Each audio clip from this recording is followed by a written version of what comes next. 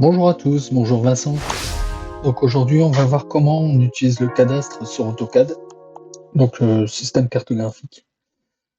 Alors, quand on n'a pas la base de données, on peut aller récupérer le cadastre sur ce site-là, cadastre.data.gouv.fr/dataset/plan cadastral informatisé.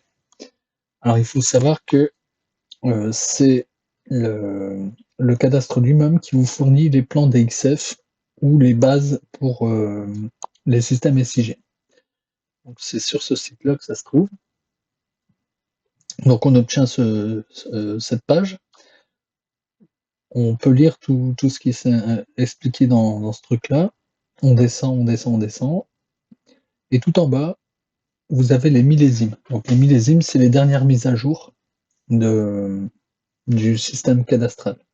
Donc un cadastre, c'est vivant, il y a des réunions de parcelles, des divisions de parcelles, ça dépend, les gens achètent ou revendent, c'est comme ça. Donc c'est mis à jour très régulièrement. Donc là, le dernier millésime, donc la dernière mise à jour, c'est le 1er septembre 2025.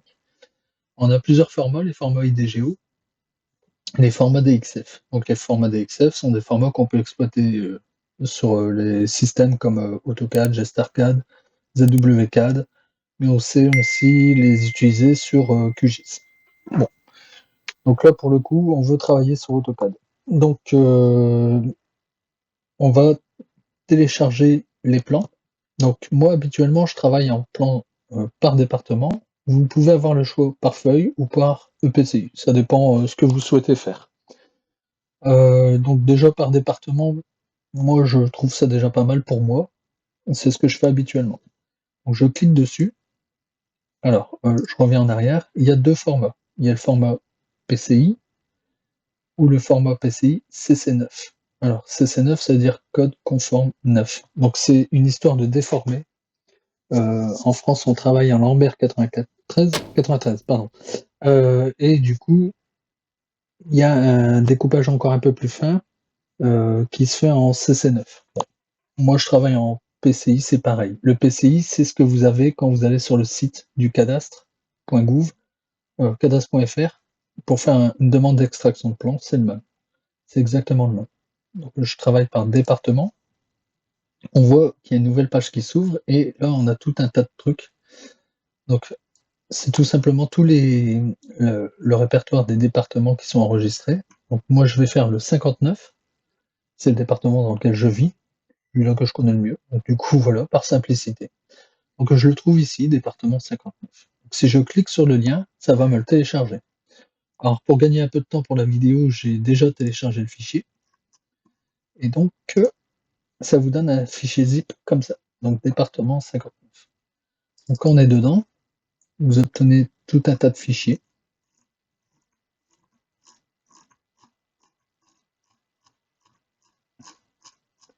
Et là, on va se dire, mais qu'est-ce que c'est que tout ça? Ces numéros sont ni plus ni moins que toutes les communes qui sont contenues dans le 59. Alors, comment ça fonctionne? C'est pas le numéro de département. Le seul numéro qui représente le département, c'est 59. Le numéro d'après, c'est ce qui s'appelle le code INSEE. Donc, c'est le code dans lequel les impôts rangent les communes. Alors, comment je fais pour connaître le code INSEE de ma commune? C'est très simple. Je vais aller sur Internet et je vais taper le nom de ma commune. Donc, par exemple, la mienne, c'est Aubourdin. Et je vais marquer INSEE.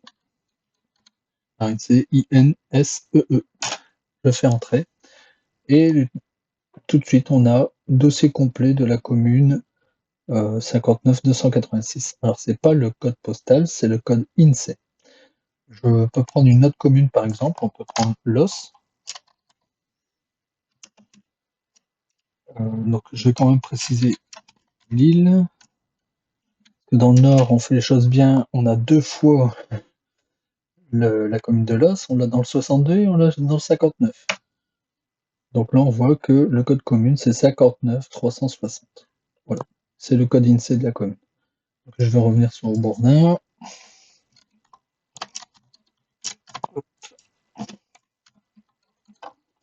Donc je vois que c'est le code 59 286. Alors, je recherche dans le dossier qu'on m'a fourni en fichier zip, 59286 ici. Donc là, je vais le copier, CTRL-C, et je vais revenir en arrière, et je le colle. Donc là, je l'ai déjà fait pour gagner du temps sur la vidéo. Quand j'ouvre ce fichier, j'ai des fichiers TAR. Donc c'est ni plus ni moins que des archives. Et donc là, il va falloir faire décharger fichier après fichier pour obtenir tous les DXF. Donc moi, je l'ai déjà fait pour la vidéo, et j'obtiens les DXF. Donc j'ai l'ensemble de la commune de Gourdin en format DXF. Alors, comment ça fonctionne? Il y a un code avec des chiffres et des lettres. Pour savoir à quoi ça correspond, c'est assez simple. On voit 286. Donc ça me rappelle quelque chose. Le code INSEE 59286. Donc le 286, c'est l'identifiant unique de la commune. Le 000, c'est la clé d'identification unique. C'est-à-dire qu'il peut y avoir, par exemple, dans une commune, 2 fois la section AM. Donc ici, on aura 001 AM, 002 AM. Donc voilà, quand il y a un dédoublement de section, on a une clé unique qui vient s'installer devant. Donc le AM est le nom de la section, et le 01, c'est juste pour dire qu'il n'y en a qu'une. Il y a une section. S'il y avait eu 2 sections, ça aurait fait AM01, AM02. Alors, maintenant, ce qui nous intéresse, c'est de travailler ce DXF sur AutoCAD. Donc, comme c'est un DXF, je double-clique dessus. Alors, moi, je ne travaille pas avec AutoCAD, je travaille avec GStarCAD, mais c'est exactement la même chose. Et quand je double-clique dessus, j'obtiens un dessin DXF, un dessin vectoriel, qui est exactement le même dessin à la bonne échelle quand vous faites une extraction sur le site du cadastre. C'est exactement la même chose. Alors, quand je dis qu'il est à la bonne échelle, c'est que la dimension, par exemple, si vous allez sur le site de cadastre.gouv et vous faites information et que vous mesurez, donc si on mesure ici, on a 9,21 m. Alors, ce qui est intéressant quand même, c'est d'aller renseigner les unités.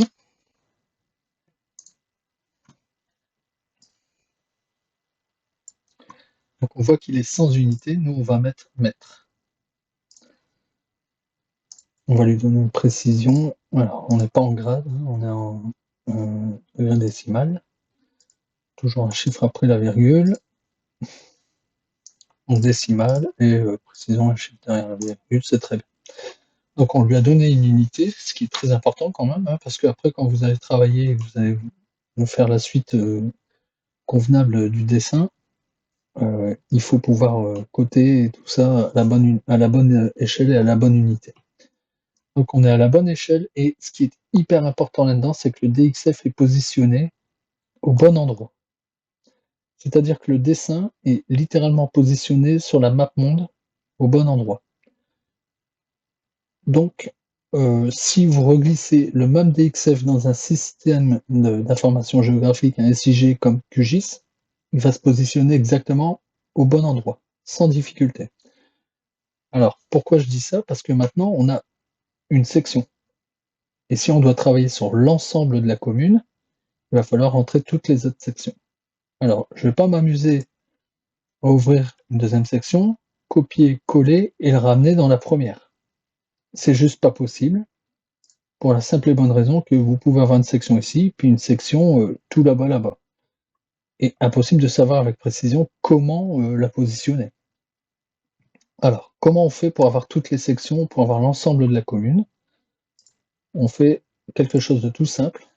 On va littéralement rester cliqué gauche sur le fichier DXF, le faire glisser et le lâcher dans AutoCAD. Donc là, il nous demande une commande. Alors, spécifier le point d'insertion. Donc le point d'insertion, c'est le GPU, donc XY, c'est son point 00. Donc on lui dit 0, 0. Alors, le facteur d'échelle X, 1. Donc 1, ça signifie que c'est la même échelle que celle de base. Je fais entrer.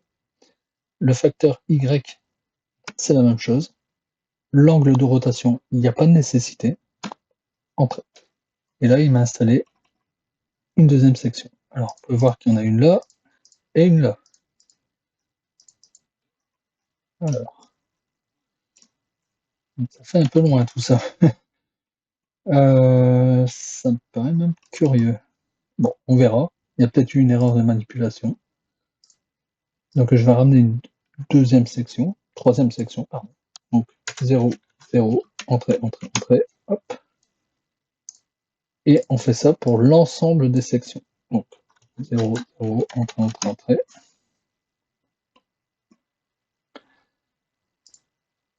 Alors je pense que là, il y a quand même une erreur quelque part, parce que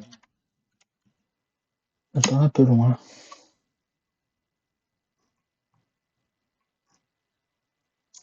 Ouais, un truc qui colle pas.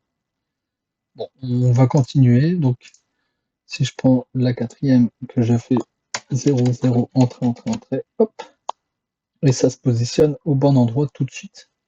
Donc c'est peut-être bien la première qui n'est pas nette. On va essayer.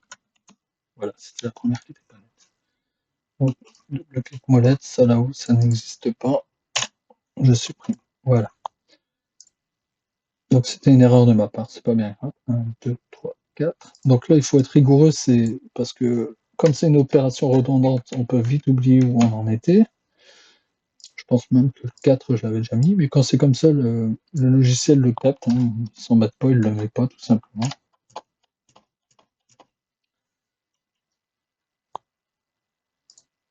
Alors, au début, ça paraît compliqué, mais en fait, une fois qu'on l'a fait une fois ou deux, ça va très vite. Donc c'est systématique, hein. Quand vous glissez le nouveau DXF dedans, vous faites 0, 0, entrée, à la même échelle, au même X, même Y, terminé, ça se met tout seul. Alors, je vais essayer de faire vite pour le bien de la vidéo. Hop.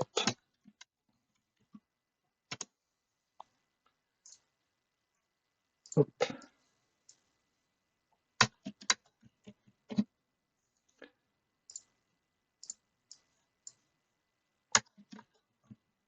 Alors, on est obligé de faire ça pour toutes les sections. Alors, quand on fait ça, on est tenté de faire une chose, c'est de sélectionner plusieurs DXF et se dire, je les glisse tous en un seul paquet, ça va me le faire. Bah, en fait, non, parce que si on glisse plusieurs DXF, au lieu de comprendre qu'il doit rentrer dans le même dessin, il va ouvrir à chaque fois un nouvel onglet avec chacun des DXF. Donc si vous en mettez 4, il y aura 4 onglets différents. Et là, vous ne pouvez pas travailler sur un seul plan. Ça, c'est quand on doit travailler sur l'ensemble de la commune, hein, ou sur plusieurs sections.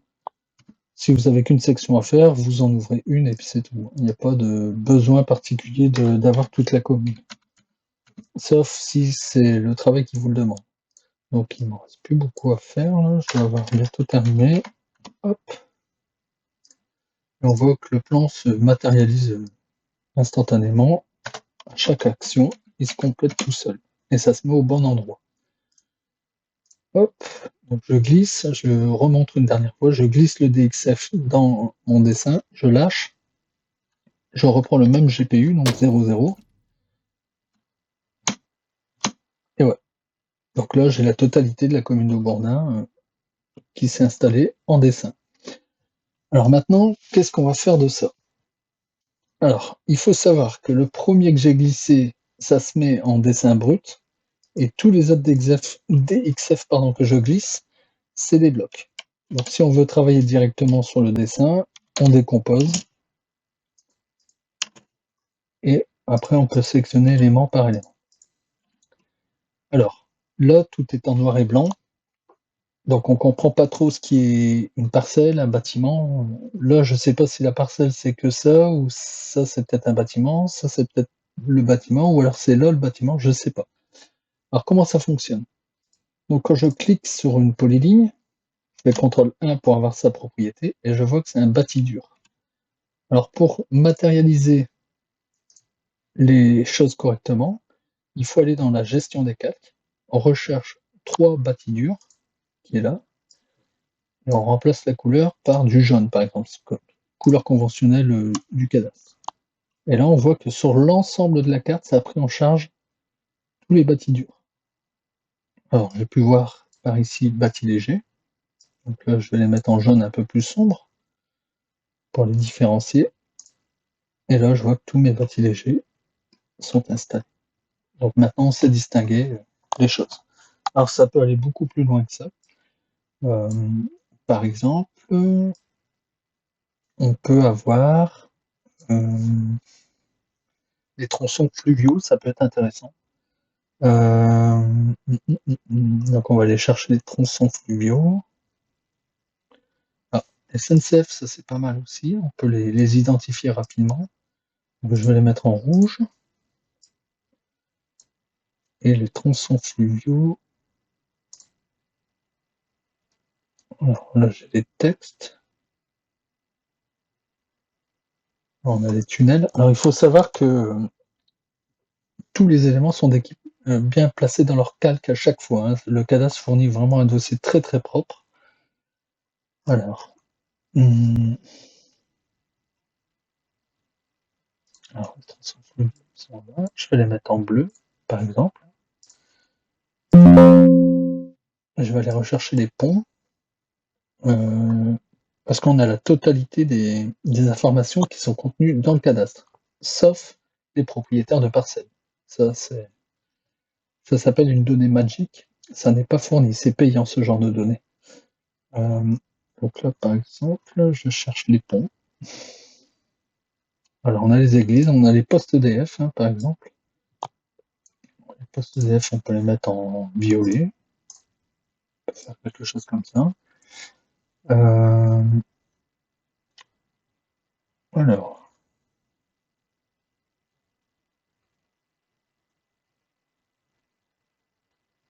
On voit qu'il y a des séparations aussi, hein, qui sont importantes. C'est séparé en forme et en texte. Donc, par exemple, bâti texte, si je les mets en, je sais pas, on va les mettre dans une couleur qu'on distingue bien, par exemple, comme ça. On voit que, par exemple, la résidence, le nom de la résidence apparaît dans la bonne couleur. On voit que les tronçons fluviaux sont tous dans la bonne couleur, que les chemins de fer sont en rouge. Donc en fait, ça va très vite à pouvoir être décrypté plus facilement lorsqu'on met les couleurs. Donc je vais en faire un dernier pour l'exercice. Donc il y a les bornes. Les bornes, c'est des bornes géomètres, hein. Il existe des bornes géomètres qui sont en place et qui sont identifiées dans le plan cadastral. Il y a les cimetières. Qu'est-ce qu'on a? On a de l'eau, donc ça c'est tout ce qui est lac et piscine. Les postes EDF, on a les églises. Alors, par exemple, les églises, on pourrait le faire en vert comme ça, je sais pas. Hop. Donc là, on voit qu'il y a une église. Donc on arrive à très très vite repérer les choses grâce à ce système de calque. Tout est très très très bien découpé, donc du coup, ça va super vite. Alors, on a fait ça, on a passé un peu de temps pour charger une commune complète, on a tous les calques, on a le DXF complet. Mais la prochaine fois que je vais devoir retravailler une commune, tout reglisser les calques et tout ça, c'est un peu fastidieux. Donc ce que je vais faire, c'est tout simplement, une fois que j'ai bien customisé mon plan, je vais supprimer mon plan, mais je ne purge pas, de manière à garder tous les calques. Et là, j'enregistre en DWT, donc je crée un gabarit, je me suis trompé, hop là, DWT, et je l'appelle par exemple, moi pour le bien de la vidéo, je l'avais déjà fait, gabarit cadastre. Il suffit d'enregistrer, vous le nommez comme vous le voulez, hein. Moi je l'ai nommé comme ça, et à partir de là, à chaque fois que vous aurez des plans cadastrales à faire, comme le gabarit est déjà enregistré à la bonne échelle et avec les bonnes couleurs, vous téléversez n'importe quel DXF du cadastre et vous pouvez travailler immédiatement dessus. Donc là, je le glisse.